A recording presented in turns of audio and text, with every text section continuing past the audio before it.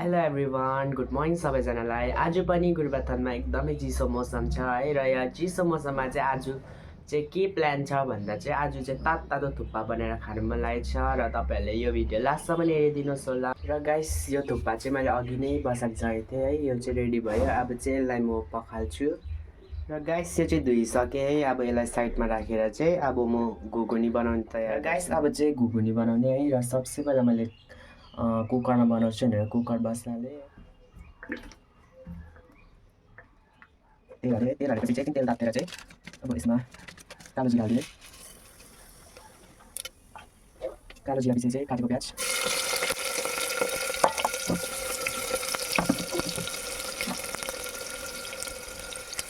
हल्का यसलाई चाहिँ अलिकति रातो रातो पार्नुपर्छ प्याजलाई।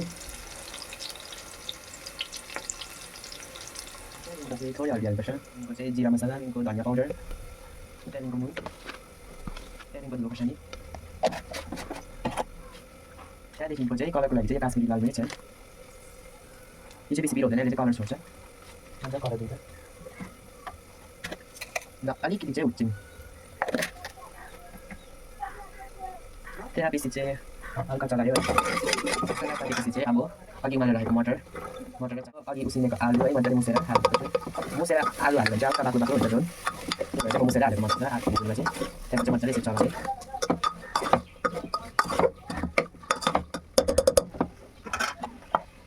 त्यहाँदेखिको 3-4 टमाटर काटेर हालिदिने, फेरि चलाउने। पानी हाल्ने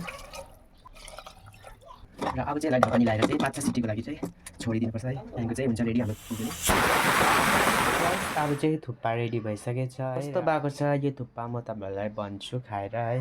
र गाइस खाएर अब कस्तो भएको छ म तपाईँहरूलाई भन्छु। यस्तो जाडोको मौसममा चाहिँ तातो थुक्पा खानु चाहिँ एकदमै मजा आउँछ है।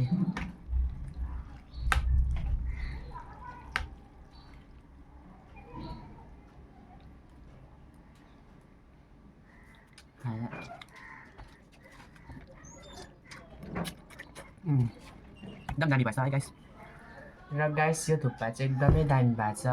र मैले बनाएको जस्तै तपाईँले पनि यसरी सजिलै प्रकारले बनाएर खानुहोस् है। जाडो महिनामा यस्तो तातो थुक्पा खानु मजा चाहिँ अलग्गै आउँछ है। र मेरो भिडियो मन पऱ्यो भने लाइक, कमेन्ट, सेयर गरिदिनु चाहिँ नबिर्सिनुहोस् होला। अहिलेको लागि चाहिँ बाई बाई।